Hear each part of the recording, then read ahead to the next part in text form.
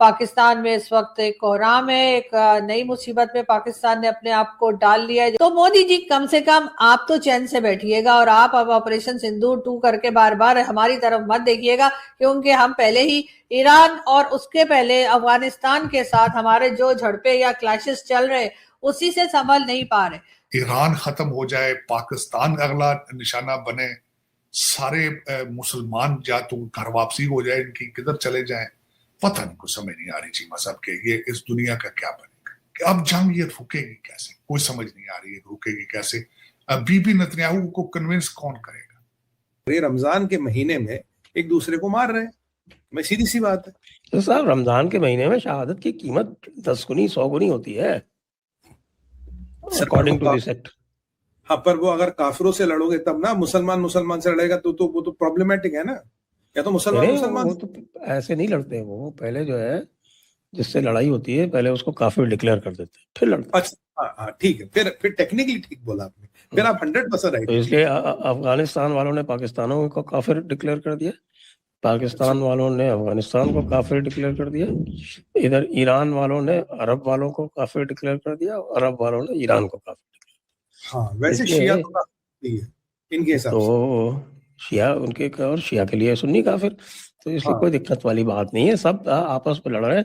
और रमजान के महीने में शहादत जो मिलेगी वो उसका सवाब जो है और अलग अलग जो सेक्ट है उनके हिसाब से 10 गुने से लेके 100 गुने तक है। एक बात है तारड़ साहब, ऐसे हर तरफ मुसलमानों की मार पड़ती है तारड़ साहब, मतलब पूरे मिडल ईस्ट में मुसलमान ही मर रहे हैं, गोलियां चले, आपस में भी मर रहे हैं, पाकिस्तान अफगानिस्तान लड़ रहा है, ईरान अरब वर्ल्ड लड़ रही है, शुरू हो जाए मेडिटेरेनियन से लेके और यहाँ तक जिधर जिधर मुसलमान एक दूसरे के हथी पे ने, बाकी दुनिया यूरोप है आइलैंड ऑफ स्टेबिलिटी है, वो ब्राजील वाले ने कोई टेंशन नहीं, चिली पीरू पैरागोए यूरोगोए कोई बंदा नहीं मरदा ना कोई ये हमारा क्या प्रॉब्लम है तारड़ साहब? इंसानी हम ही हर वक्त कॉन्फ्लिक्ट में रहते हैं। नमस्कार दोस्तों, स्वागत है आपका भारत नाव में। दोस्तों, ईरान को लेकर पाकिस्तान के अंदर सबसे बड़ी टेंशन चल रही है। पाकिस्तानी गवर्नमेंट खुलकर ईरान का सपोर्ट नहीं कर पा रही, बट वहां की जनता पूरी तरह से ईरान के समर्थन में जगह जगह पर प्रोटेस्ट करने में लगी हुई है।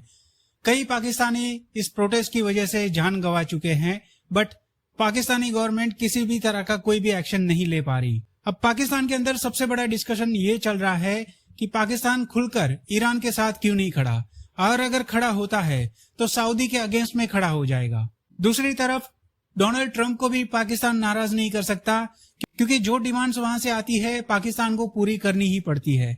तो यहाँ पर पूरी तरह से पाकिस्तान फंस चुका है कि सऊदियों का साथ दे, ईरान का साथ दे, डोनाल्ड ट्रंप की कही बात माने, अमीरातियों का साथ दे, मतलब एक तरह से पाकिस्तान जो है पूरी तरह से पिस चुका है। इसके अलावा अफगानिस्तान जो रोज आकर पीट रहा है वो चीज अलग। आज भारत की तरफ से भी धमकी आ चुकी है कि ऑपरेशन सिंदूर अभी भी चल रहा है और किसी भी वक्त हमला हो सकता है, यानी पाकिस्तान डर और खौफ के साये में जी रहा है। दूसरी तरफ वो किसी के भी पक्ष में खड़ा नहीं हो पा रहा है। इसका तो मतलब ये कि फिर अमेरिका को जब दिल करेगा, जहां दिल करेगा, अगर हमारी गवर्नमेंट पसंद नहीं आएगी तो पाकिस्तान पे भी अटैक हो सकता है।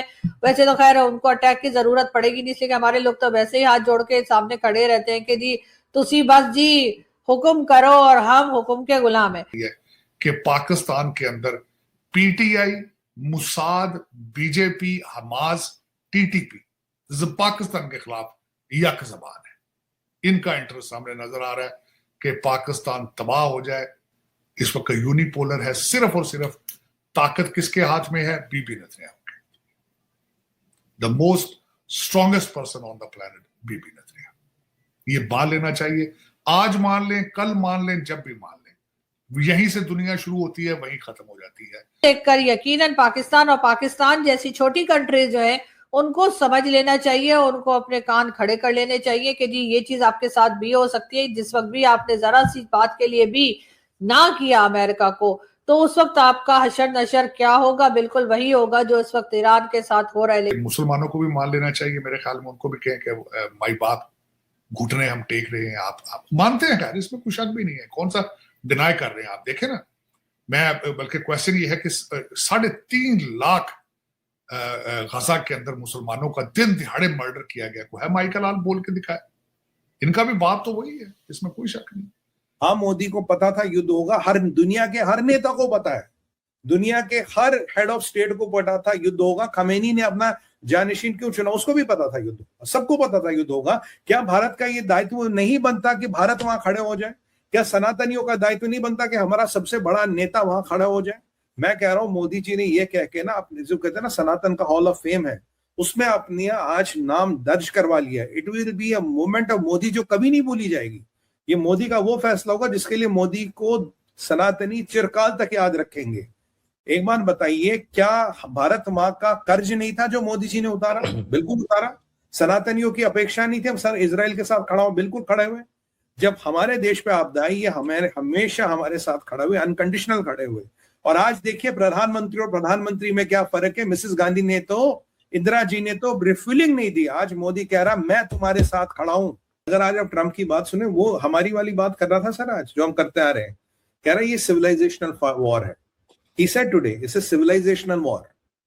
ये सभ्यता की लड़ाई है, जरजमीन जोरू वाली लड़ाई नहीं है। और मतलब भाई साहब कितना इस्लाम को, मतलब ट्रंप इस्लाम को खत्म करना चाहता है, बोला उसने सिविलाइजेशनल वॉर है। मैं तो कोट कर रहा हूँ उसको, आप वीडियो देखिए सर, बिल्कुल बोला उसने सिविलाइजेशनल वॉर है। कह रहे तो रोज ट्रंप मुर्दाबाद। मतलब अब बाकी तो बाकियों को देखना चाहिए। इस्लाम का दुश्मन ट्रंप, इस्लाम के दुश्मन, इस्लाम के दुश्मन खत्म हो, इस्लाम के दुश्मन पर कहर।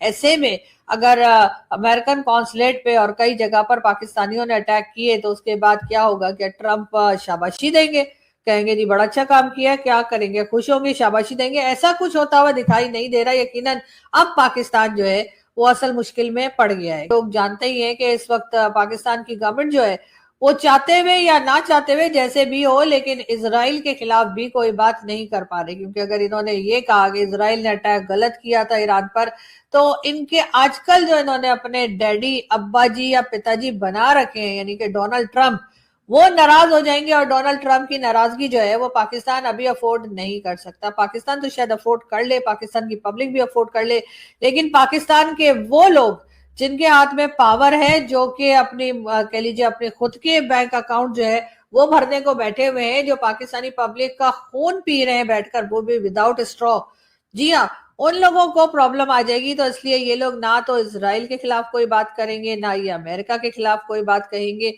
हाँ, ईरान के लिए भी ये कुछ कहने के काबिल नहीं। जैसे के लीडर्स को, पाकिस्तान के पावरफुल लोगों को इस तरफ सोचना होगा, क्योंकि ये कब तक ये लोग पावरफुल हैं इस बारे में कुछ कहा नहीं जा सकता। जिस दिन डोनाल्ड ट्रंप या इंडियन गवर्नमेंट के साथ उनकी बातचीत अमेरिकन गवर्नमेंट की हो गई और उन्होंने इंडिया का साथ देना शुरू कर दिया और हमारे सर से हाथ उठा दिया, उस दिन क्या होगा? तो बेहतरी इसी में है कि आपके जितने भी नेबर्स हैं, चाहे वो ईरान हो, चाहे अफगानिस्तान हो, चाहे भारत हो, सबके साथ आप अच्छे सलूक के साथ रहें।